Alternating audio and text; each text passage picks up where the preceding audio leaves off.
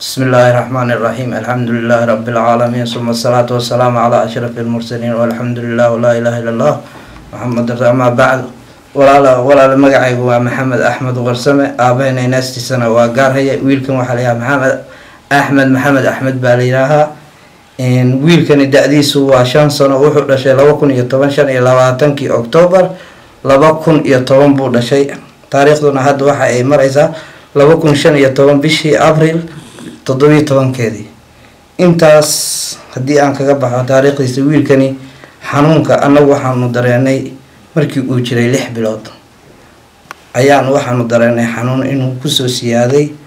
run ahaantii dadaalo badan ayaan sameeyay wayna ii saamaxay dalka dibadiisa inaan geeyo laakiin waxaan isku dayay dhamaan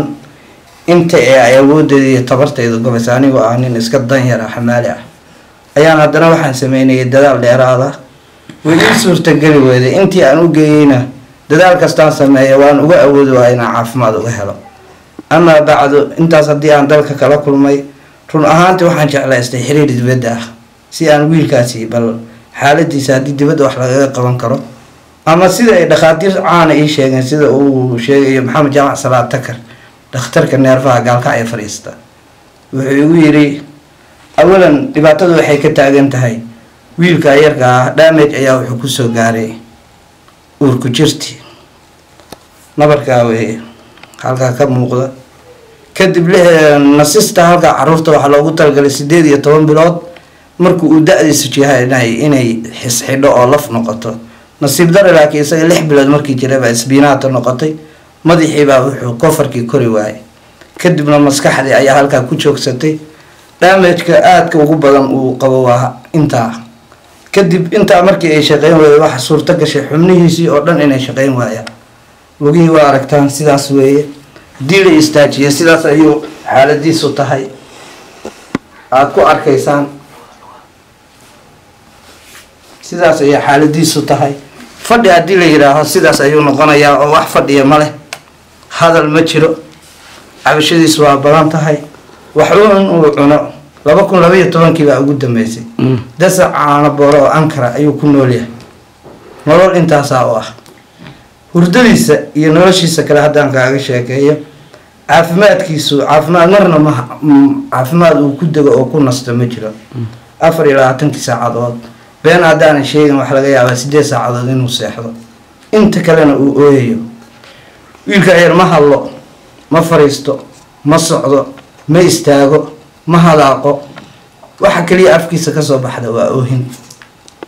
saadaradeed walaalahayga islaamka ah dal iyo dibad jooga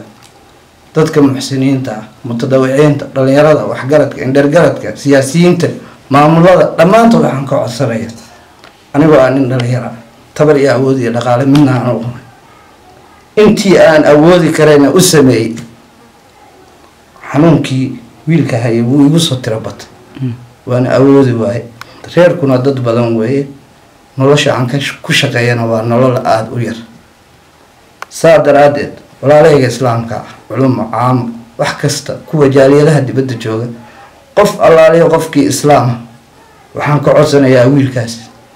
cidii dhakhtar u awoodayna u qaada dalka dibadiisa ah inay ila soo xiriidho cidii aan dhakhtar awood dibadeed u hayn waxaan u baahanahay in ay dhaqaale igu soo caawiyaan si aan noloshiisa ugu maareeyo waayaha walaal aad ba maasan tahay waa dareemi karaa xanuunka wiilkaaga haya iyo dareenkaaga sidoo uu yahay ummadda Soomaaliyeed ee ku daawanaysa oo muuqaalkan arkaysa marka laga tago in dhakhtar loo qaado dalka dibadiisa ah waxaan la soconayaa in guri kiraad ku jirtid aad nin dayar oo shaqaysta tahay dadka rabayna ku caawiyaan oo ka gacan geystaan in wiilkaasi xaaladiisa bal isbedesho Ilaahay dartiis xageebay wax kugu soo hagaajin karaan walaalow wiilashaasi waa dadkaas islaamka muxsiniinta cid alaaliye cidii dhakhtarii awoodi kada way la soo xiriiraysa cid alaaliye cidii dhaqaale igu soo caawinaysa akoonka halka ku yaalo amal ah ayay igu soo dhigaysaa waxaan ku noolahay magaalada Garowe gaar ahaan ku localka joogana waxaan ka codsanayaa cid alaaliye cidii xiriir ila soo sameynaysa lambarka aanu shaashada soo saari kar doono sahalkiis inay igu soo caawiyaan inta kadib cabashadeeda uu igu muhiimsan ay hayso waxay tahay wiilka yarka ah caqabada iigu hayso nolosha ilaahay baa hayo horta oo waa la kafaalo qaaday ilaahay baa wixii la cunaya kafaalo qaaday laakiin caqabada iigu weyn oo haysato aan saxaafada ugu yaray ama dhalinyarada iskugu keenay waxaa weeye wiilka yarkaa waxaa laga yaabaa sanadkii in aan 7 guri 8 guri dego sabab isagoo looga dhigay oohintiisa qof alaaliya qofkii aan la soo dego markuu arka dhibka haystay iyo qayladiisa ayuu yiraa gurigayga waa u baahanahay isagoo aan sabab kale iigu soo gabaray wiilka qayladiisa aan ahayn marka walaalayga islaamka waxaan ku codsanayaa cidii dhakhtar dibadda ay awoodana inay ila soo xiriidho inta kale oo dhaqaale ii awoodi ka dhan si degdeg walaalayga islaamka waxaan ku codsanayaa wiilka inta noloshiisa ka dhiman meel aan ku hayo inay ii sameeyaan wax ii dhaqaale ii ururiyaan sababtoo ah ilaahay wuxuu isu naxaynay naxariiste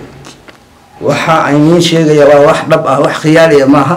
waa iga daacad waana aragtaan muuqaalkiisa run ahaantii qof kastoo islaamana waa ka danqanaya hadduu arko qof wiilka kale waxa dambiga u geystay male waa imtixaankana qof walba u yimaadaa maanta aanu ila joogaa waxaan rabaa inay igala qayb qaadataan walaalayga islaamka dhammaantiin anoo magac inii kala saaray waana mahadsantii wabilaahi towfiiq